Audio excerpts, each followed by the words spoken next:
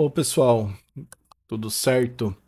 Pois bem, alguns colegas me indagaram que estavam com algumas dificuldades com relação às aulas. Então eu resolvi fazer um aulão de toda a matéria e desse aulão ali tentar explicar para vocês, aliás, primeiro fazer uma resenha, né? Que essa resenha eu vou colocar em anexo junto ao vídeo para download e fazer uma resenha explicativa, um resumo geral explicativo das aulas de ética filosófica. Também vamos fazer aí das outras aulas, podemos fazer também das outras duas matérias, tanto teologia quanto os sacramentos, tá? Mas o pessoal tem me pedido bastante na questão da ética filosófica. Então, vamos lá. Na aula número 1, é apontado a questão que o ser humano é naturalmente um ser ético, que ele não vive isolado, ele precisa de valores, normas e princípios, e que o século XXI trouxe um problema. Vivemos uma crise moral. De um lado, a tecnologia e o consumo parecem oferecer felicidade, e do outro, o individualismo e a alienação afastam as pessoas do que realmente importa. Adorno e Horkheimer, são filósofos da escola de Frankfurt, eles já diziam o seguinte, que o esclarecimento que deveria libertar muitas vezes aprisionou, criou falsas necessidades e transformou pessoas em consumidores obedientes. Então, que o ser humano ele tende a se perder na sua questão ética, nessa questão ética por natureza, devido ao passar do tempo, elementos que deixam a comodidade e a felicidade momentânea mais, mais palpável, mais ao toque das mãos. Então as pessoas acabam perdendo um pouco do seu instinto ético, já que, como Frenelo Agostini mesmo falou, o ser humano é naturalmente um ser ético. Ele não vive isolado. Ele precisa de normas e valores e princípios. Tá? O exemplo prático disso é quantas vezes acreditamos que precisamos comprar algo para sermos felizes. E essa é a lógica da cultura de massa, que molda o pensamento. A ética aqui serve como resistência crítica. Parar, pensar e questionar. Será que realmente eu preciso disso? Será que eu aderindo a tal situação, eu não vou estar acabando por tirar valores ou escandalizar o meu irmão? Ou não vou estar deixando de ser ético? Ou não ou vou estar deixando de ter alguns pilares basilares que eu tinha desde o tempo dos meus pais, da minha herança cultural? Então é isso. A mensagem central dessa primeira aula, ela diz que para nós sermos éticos, que ético é uma resistência, e devemos pensar de forma crítica para romper as alienações e retomar a dignidade da pessoa. Romper as alienações é romper tudo o que colocam para nós dizendo que é normal. O tudo é normal. O que que tem? Por exemplo, se os políticos mentem, eu menti também, qual é o problema? Todo mundo rouba. Todo mundo. Você não é todo mundo. Ter ética é pensar que você não é todo mundo. Também. Ou, em outras palavras, um pouquinho de vergonha na cara. Daí, na segunda aula, vem para nós a ética da libertação. Lembrando, tá, senhores? Eu estou pegando a aula, eu fiz um resumo das palavras do professor, das, da apostila, foi feito um resumo das palavras do professor e da apostila, certo? E coloquei aqui com a ideia deles. Não é pautado na minha ideia, mas sim na ideia deles. Então estou mantendo praticamente ipsis literis. Alguma coisa eu posso parafrasear, alguma coisa eu posso dar o meu comentário, mas eu vou tentar não dar o meu comentário porque eu quero que a galera, todo mundo aí entenda aí da forma que o professor colocou. Então, na ética da libertação, ela surge diante da pobreza e da injustiça. Frei Nilo Agostini mostra que a ética não pode ignorar os pobres e excluídos, a doutrina social da Igreja, e traz princípios importantes: a dignidade da pessoa humana, o bem comum, a solidariedade e a primazia do trabalho sobre o capital. Comentário meu. A primazia do trabalho sobre o capital já, infelizmente, já é uma coisa que foi muito debatida aí em outros séculos e já se provou que isso tem que ter um equilíbrio muito grande, porque começa a virar um cunho marxista demais. Mas tudo bem, esse é só o meu comentário. Não leve em consideração. O exemplo prático é quando vemos a desigualdade social, a ética da libertação nos chama a agir. Não basta rezar, nem apenas falar de fé. Nós temos que ajudar o próximo, é preciso transformar a realidade, com atitudes que defendam a vida e a justiça. Então, qual é o exemplo prático da ética da libertação? Estou vendo o meu irmão em uma necessidade. Vou rezar por ele? Sim, é importante, eu devo fazer isso.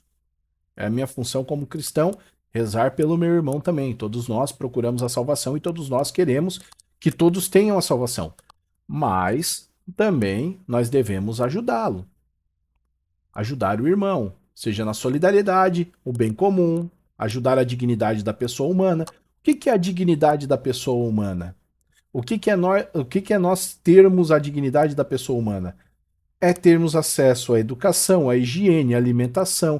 Então, tudo isso que nós pudermos fazer para favorecer a construção deste cidadão, nesses pilares, nós estamos auxiliando a ética da libertação. Agora, coloca-se também a primazia do trabalho sobre o capital.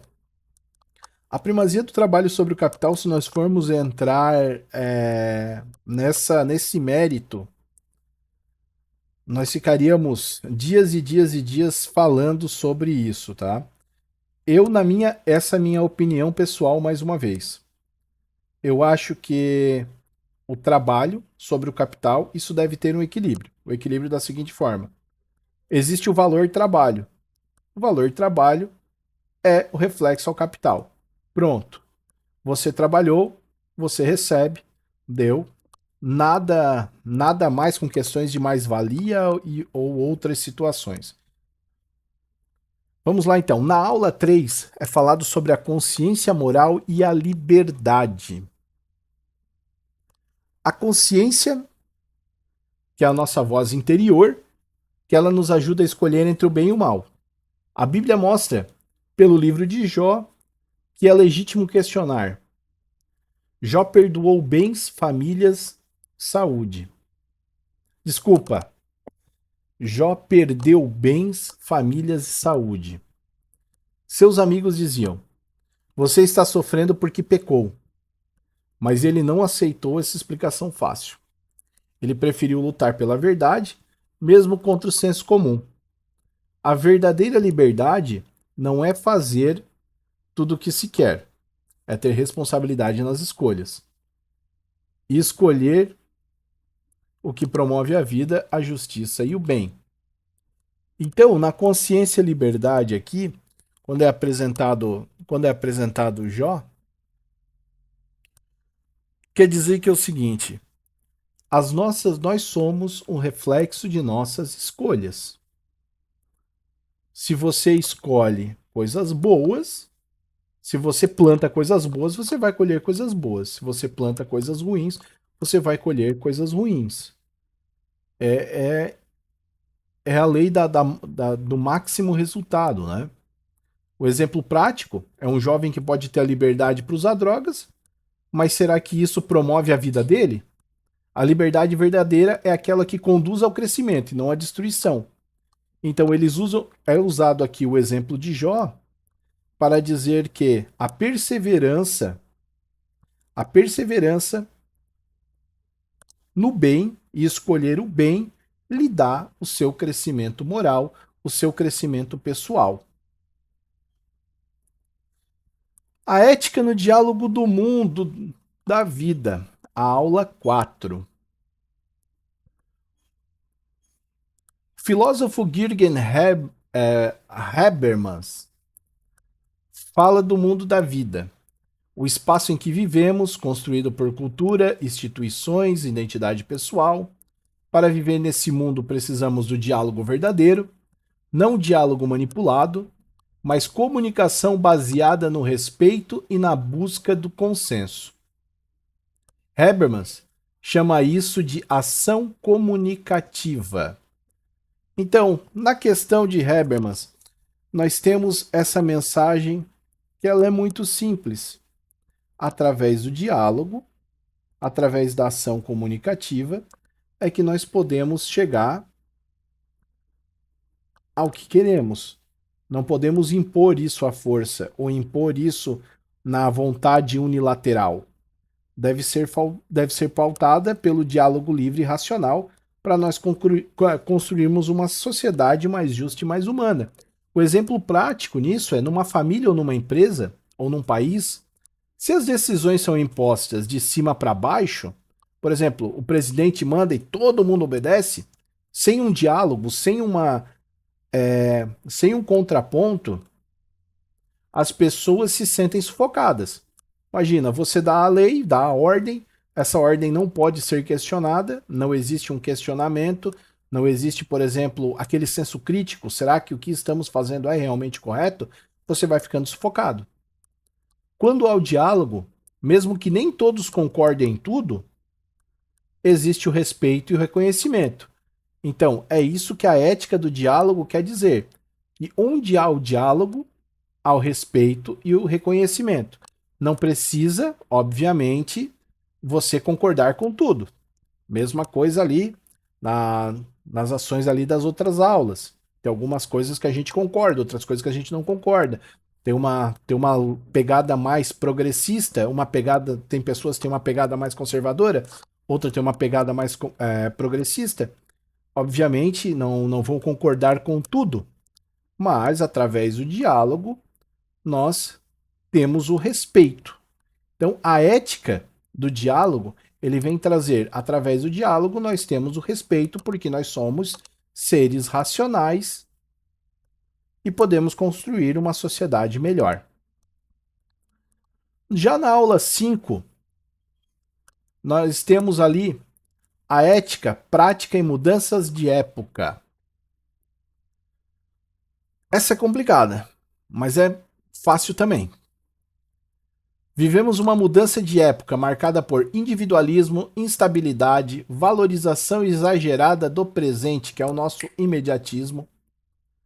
Para enfrentar isso voltamos a Aristóteles. A felicidade vem da virtude. Virtude é encontrar o equilíbrio entre extremos, nem excesso, nem falta. Exemplos de virtude: prudência, justiça e honestidade. Aí, Aristóteles vem dizer para nós que nós temos que manter a nossa virtude, a justiça, a prudência, a honestidade. Hoje, com o mundo cada vez mais globalizado e cada vez mais imediatista, as coisas imediatas, nós queremos tudo para ontem, nós deixamos um pouco a prudência e a justiça de lado e às vezes a honestidade. O ser humano ele está se desacostumando a esperar. Ele quer tudo cada vez mais rápido. Então, nós temos que voltar aí a um exemplo milenar passado para dizer que, calma, calma, temos que ter como exemplo prático a coragem e a virtude. Mas a coragem e a virtude com o equilíbrio, porque o excesso de coragem gera imprudência, a falta de coragem gera covardia e a virtude está no meio, que é enfrentar os desafios com prudência. A virtude é aquele ponto de equilíbrio entre o excesso de coragem e a falta de coragem. É o que nos faz indivíduos críticos e melhores. Então, deixa como mensagem central aqui, ó, que a ética deve ser vivida concretamente, em atitudes diárias de responsabilidade, compromisso e honestidade. Aula 6. A ética do discurso e crítica ao positivismo. Habermas critica o positivismo, a ideia que só a ciência explica a verdade. A ciência é importante, mas não pode responder sozinha a questões humanas. A ética do discurso defende que a verdade nasce do diálogo livre entre pessoas. O maior inimigo, o sistema capitalista que transforma pessoas em meros consumidores sem espaços para pensar criticamente. Tá, tudo bem. A crítica ao positivismo, que só a visão da ciência traz a verdade. Vamos lá, pessoal. Eu vou ser aqui literal com relação à questão do professor. Na minha, a minha opinião pessoal, e que isso já foi refutada também, essa questão na qual o capitalismo ele acaba deixando a pessoa, digamos assim, o sistema capitalista transforma a pessoa em meros consumidores. Na verdade isso já foi refutado já faz tempo, porque o capitalismo, obviamente, além de ele, mesmo ele trazendo o consumo, ele também lhe dá a opção de escolha, a opção de pensar. O capitalismo ele não escolhe por você, você escolhe. Tanto que tem os fatores da oferta, lucro, demanda, certo? Que outros sistemas, infelizmente, não têm. Mas essa é a minha opinião. Voltando ali à opinião da aula. A aula quer dizer que não podemos passar, não podemos nos pautar só na ciência para resolvermos os nossos problemas. Nós precisamos do diálogo e da subjetividade das relações humanas. Precisamos também defender a verdade e dialogar de forma livre, buscando consenso. E aqui ele fala também como o capitalismo, com sua lógica técnica de mercado, ameaça a autonomia do indivíduo, reduzindo a consumidor. Na verdade, o capitalismo, com sua lógica técnica, essa é a opinião minha, ela dá opções de escolha ao consumidor. Mas vamos pautar pela ideia do professor, para quem está seguindo diretamente ali pela ideia da aula, vamos manter então que o capitalismo, com a sua lógica técnica de mercado, ameaça a autonomia do indivíduo, reduzindo-a como consumidor. Não vamos mexer nisso, né? Então, a mensagem central que fica da ética do discurso é garantir espaços de fala e decisão onde todos participem, rompendo a lógica da dominação econômica e técnica. Um exemplo prático é que uma pessoa, uma comunidade, pode decidir juntos como lidar, por exemplo, algo como o lixo, por exemplo. Então todos podem decidir o que lidar com algo tipo o lixo, se o lixo produzido. Ah, vai ser reciclado, ele vai ser incinerado, o que ele vai ser. Então, se só os técnicos decidirem sem ouvir o povo, vai ter uma resistência. O diálogo é a parte principal da solução. Então quer dizer que em uma sociedade, se o técnico diz não, nós deveríamos reciclar todo o lixo, tem pessoas não, nós não queremos reciclar, tem parte desse lixo que tem que ser que ela tem que ser incinerada. Não, outra parte ela tem que ir para um aterro. Vamos pegar um exemplo bem assim a grosso modo. Então, se só dermos ouvido aos técnicos, só dermos ouvido ao positivismo, à questão científica, muitas vezes haverá uma falta de consenso, já pautada também do que foi falado na aula 4, que é o mundo da vida e do diálogo, certo? que com o diálogo nós conseguimos resolver qualquer problema. Usei o exemplo do lixo ali porque é um exemplo prático que todo mundo tem praticamente em casa. Tá? E o último é a fé e a consciência moral, a nossa última aula, na qual Nietzsche diz: Deus está morto.